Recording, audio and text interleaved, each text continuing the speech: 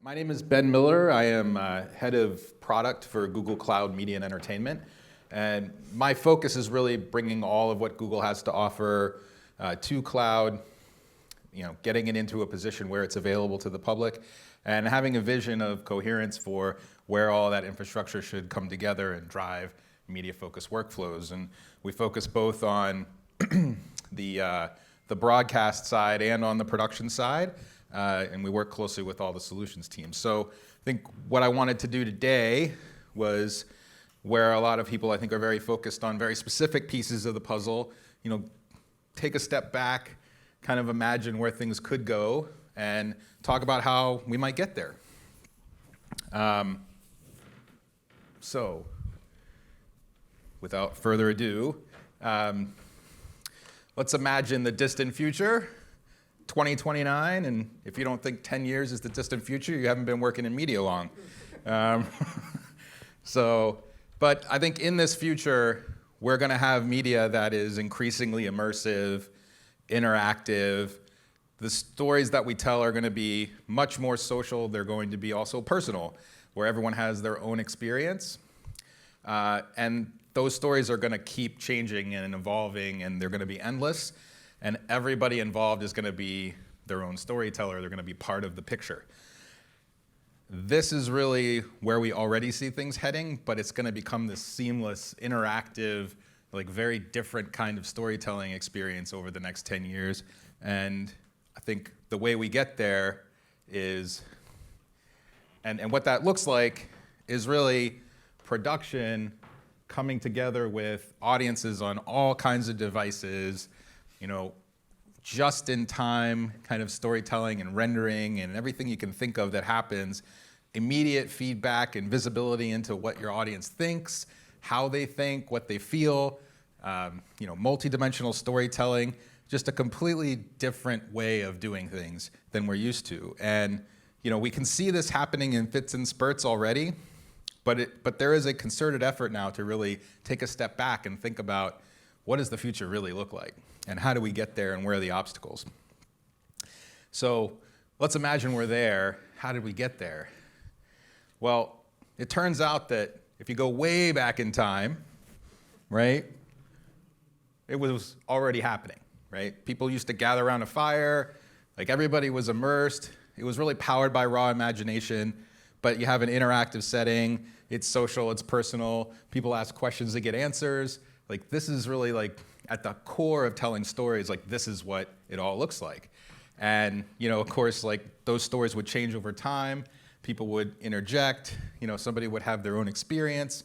And, we've been doing this for thousands and thousands of years, and it's going to be really interesting to see this go global, right? When you can have this kind of an experience, but everybody involved, instead of sitting around one campfire, is all over the globe.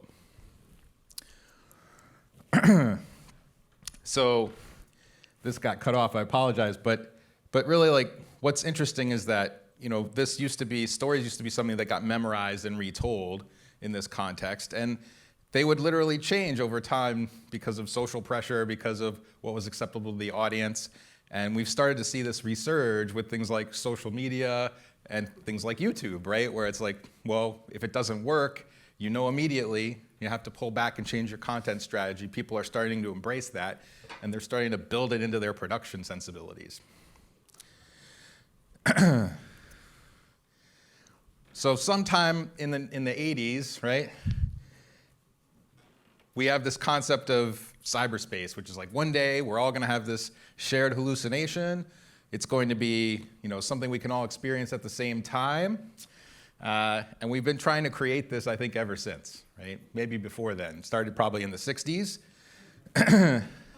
And then sometime in 2002, you get the explosion of the cloud, which is really just someone else's computer, right? It's not my computer anymore. I'm going to use someone else's somewhere else, right? And what this means is convenience becomes kind of tantamount to this play, but it's not really an ROI thing at the moment, right? It's actually pretty pricey, but it's interesting. You can experiment, you get on-demand scale, you get easier experimentation, new types of business models. People spin up new businesses without ever buying a machine.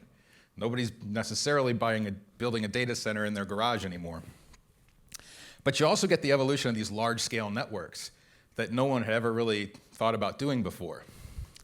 And you get this huge explosion of industry growth around cloud computing because it just changes the way that people can do things. And then from there, YouTube hits the scene just a few years later, and pretty quickly it becomes the #2 search engine in the world. So we revolutionized search. We can now search for things that we can then watch and learn, right? We really reset the way that we think about content production, who the author of the content is, where it comes from, how you monetize it. It establishes user-generated content as important in a way that just wasn't before, right? And it changes the economics in the industry in a huge way. It encourages interaction. So we've got a two-way kind of loop between your audience and the producers, and you have stars rise up out of that. Creates new challenges too, though, like how do we distribute all this content all over the globe? You know, oh, well, it turns out we have these giant networks that we've developed for cloud, but they're not big enough, they're not strong enough, they're not actually going to support it. We've got to kind of change that. And it creates all kinds of new opportunities for sort of up-and-coming producers and content, talent to try things out in ways that they just couldn't before.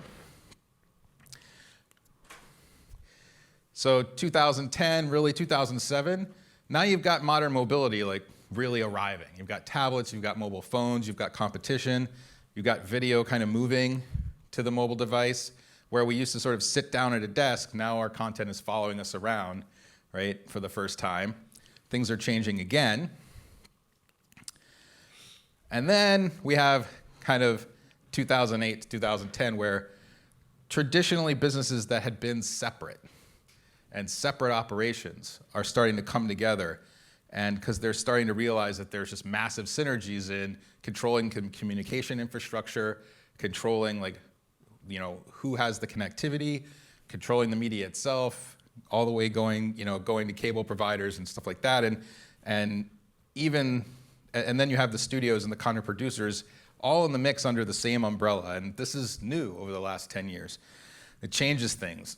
People start thinking about operations in a way that they just never thought about them before, right? It's the same infrastructure is going to be underlying connecting people on the phone as it is connecting people to their television, as it is maybe moving assets from one place to another during production.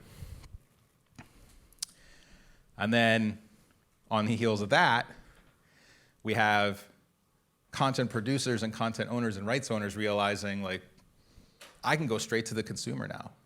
I can actually put my content straight in front of them. I can build an ecosystem where I can produce content and provide it to them.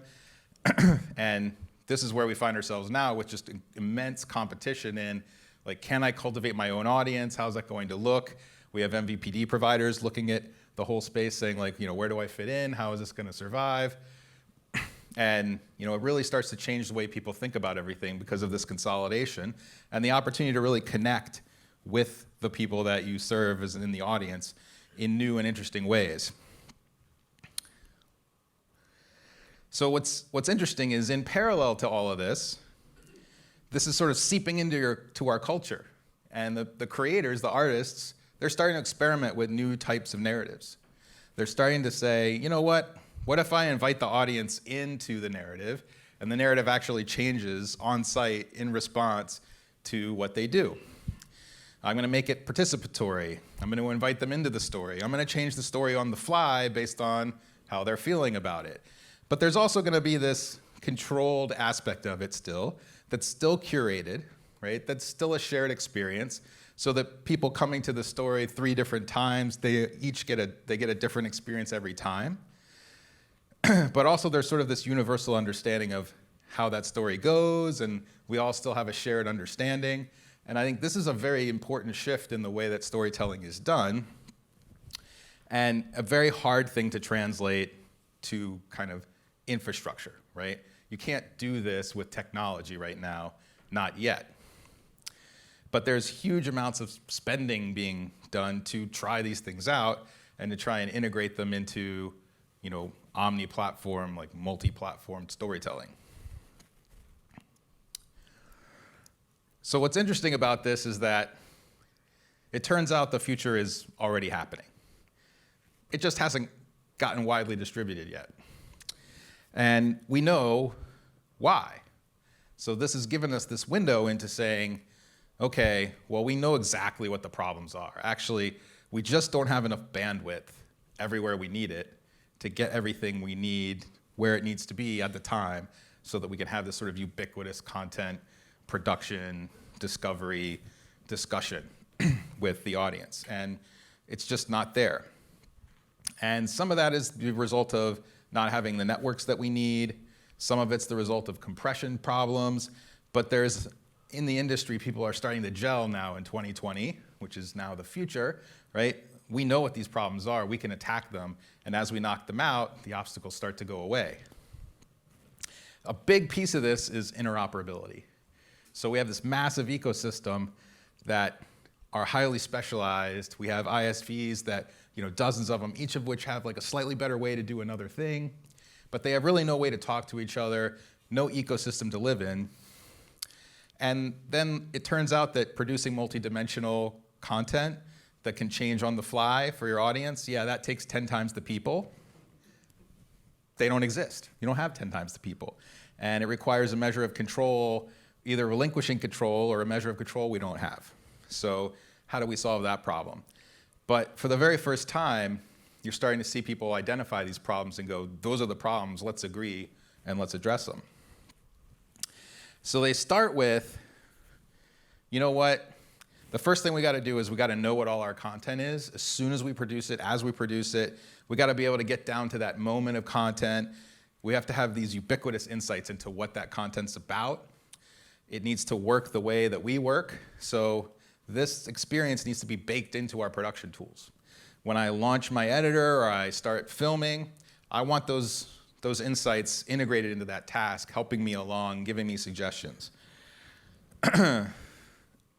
In order to kind of attack the human problem, we've got to start to inject automation into this. So common tasks, where it's pretty obvious what needs to happen next, we start to automate them away and get rid of them so that one person can do the same, produce more content, make more decisions every day because they're getting helped by the machine. And the only real way to do that is to have sort of scalable machines available to you, jacked into your on-site or on-premise infrastructure. So this starts to become, in 2020, a really common operation. People are doing this. They're starting to outfit their studios with it, their production systems. They're moving in this direction. And they're starting to bring their archives into the cloud and discover what they've really got to see if they can activate it. The other piece of this is that it really is hyper efficient.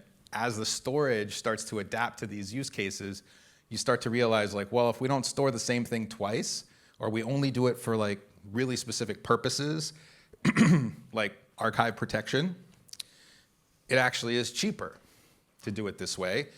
And now I can sunset all this physical media and these physical handoffs that I do with media that are just hugely inefficient, and entire cost centers in the way people do business today that is, highly, insecure, has all kinds of problems. It just goes away. So the next thing that happens is, okay, well, now that I've proven that and I have this kind of working in isolation, everybody needs to be connected. So a year later, you start to see massive sort of conglomeration of connectivity across clouds, across facilities, even across companies and vendors, so that they all sort of share this virtual network together that's optimized for media movement, where everything they do is immediately available so long as people have the right rights. And these are not problems that actually we can't solve, right? We solve this with facilities all the time. The facilities are now virtual. That's the only difference. So now the work is real-time distributed. If you're shooting something or you're doing live production, it's truly happening live. It's moving wherever it needs to be. You really have intelligence baked into these operations. You're starting to get insights into where things are going. These large-scale networks have evolved to the point where they really are fast enough and instrumented enough where they can move things around. And you've got this opportunity for infinite parallel processing on all of this media moving wherever it needs to go, which opens up a whole new ecosystem for the ISVs to come and readapt. So now that you've sort of got basic raw infrastructure evolving and people starting to prove that this can be done and a lot of the doubt going away, now the standards start hitting. Now we start saying, you know what? We've got people realizing that there's value here. We got people realizing that there is a shift that they either have to get with or they're going to be left behind. Now we've got to decide on these standards for everything from communication to transmission protocols to formats and segmentation to fingerprinting, metadata standards, at least some basic level of standards so that everything can interoperate at a basic level. And the nice thing about standards is they don't have to be so prescriptive that they're limiting. We have standards today like SCUDdy and things like that that have open-ended pieces that can be adapted and customized. So these standards evolve over time, and in 2022 they sort of arrive for the first time. From there, now that there's this sort of standard basic kind of operating plan, now all the clouds start to get together and they say, look, our infrastructure that was really never tailored for media production and distribution, and really never thought about the fact that there's not a huge difference between live and not live and pre-produced and anymore. It's just not built to do what it needs to do. We need abstracted services that can take in a varied contribution network that really comes in from anywhere, that can adapt on the fly to where it's coming from, that can send signals back and say, based on the input and what you're doing, compress it this way and not that way to get optimal throughput. It comes into a hub that knows every place that content's got to go and can send it there simultaneously and bake in monitoring and spread it out to all kinds of parallel processing that's time synced through event coordination. So you have time synced, synchronized, asynchronous processing happening in the cloud. You've also got downstream just-in-time distribution and packaging, things that can be adapted, so you're not worried about kind of closing yourself in on formats necessarily. That can happen on the fly. You're doing cleanup, and you have an adaptive edge that's actually changing by use case, all driven by ML baked into the entire process across the spectrum. And then you've got your audiences with all new kinds of ways to signal what they like and don't like, how they want to respond, how they want to interact. And that's all coming back into sort of universal data processing hubs that are getting retranslated and sent back into your pipeline. But the biggest piece of this is really these gray boxes that are fundamentally different types of compute. So containerized, declarative apps that can come from anywhere, totally secure, and they adapt their compute infrastructure and their VMs to their workloads as needed. And they all have access to all this parallel compute and insights all through the event bus and through the standards that we just established. Now, there's a lot of normalization, a lot of heavy lifting happening in here, but the resulting architecture is much simpler, much more abstract. And there's still a lot of heavy lifting and changes and different strategies underneath, but the important thing is these standards allow it all to interoperate and really to be customized to the workload, and you've planned to have those workloads optimized and kind of right fit based on their SLA and their needs. So a couple of years later, now that that's baked a little bit, now you start to see really interesting insights like audience clustering, automatically understanding like that your audience is broken down into certain interest groups, responds a certain way to certain things, real-time prediction. Like as you produce content, you can start to tell whether a take was good or not and who it's going to appeal to. And maybe you do another take for a different audience until everybody's covered, and that really happens in real time. You can also do this for live. You have advertising and content converging to produce sort of the most conglomerated, optimized view of the content and the ad mix if you're going to do, ad-based distribution. You have informed decisions, personalized moments. So you may decide that, for instance, there's a certain way that certain people respond to certain types of situations or characters doing certain things, right? And we know who they are. And we even have feedback directly from them, and we've understood that, they didn't all say the same thing, but it was in spirit the same reaction, and they all kind of fit together. And, I can tell that audience is just not going to love this scene I just shot. Let's shoot a different scene. And then in real time, we'll serve that up to that audience differently to keep everybody engaged.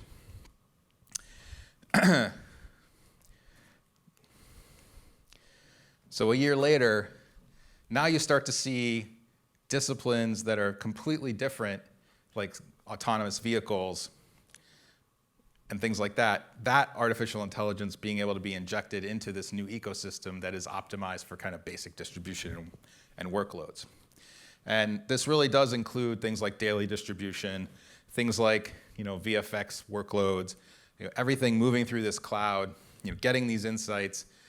One of the big things that changes here is that where you used to have a lot of this human level kind of coordination about what files or what shots were in which projects, like that's happening automatically over time because the AI has started to learn what projects are doing what when, and they're literally serving up the right files and the right media in the right clusters to the right people automatically without that all being done by people. But now you can actually control cameras, and a camera will know what you've got, it'll know what lighting is happening, it'll know who's moving where, and it'll reposition itself to get that shot that you might have missed otherwise. So now we've got cameras getting self-driven just like cars. A couple years later, realized that there's really not a huge difference between a movie experience or a home television experience and an interactive gaming experience. And technologies that have been bringing those interfaces to gamers for the last 7 years become really attractive because now we've got the media and the cinematic level kind of production all working fast enough to be part of this picture. What this means is that I no longer have to build a set-top box that has an interface on it. Don't need to. Going to do that in the cloud now. All I need is to get those signals back from the users and figure out they want to change the channel, change that on the fly in the cloud. Like change kind of a perspective, change a camera angle in the cloud. Can be much more reactive. And this is way simpler than what we're doing with gaming, where you have like multiple users processing their signals and we're trying to reprocess that whole thing to change the entire environment around like a dozen people.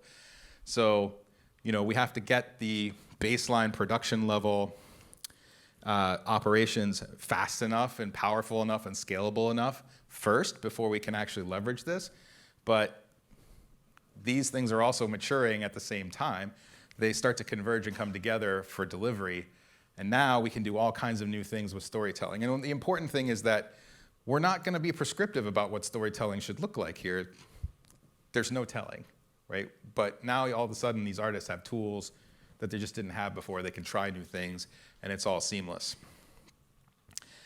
In the meantime, 8 years through this process, you've got cinematic AR, VR now, right? Where we don't really necessarily have to worry about how something was produced to change it, right? We can do it. It can feel native, hard to distinguish.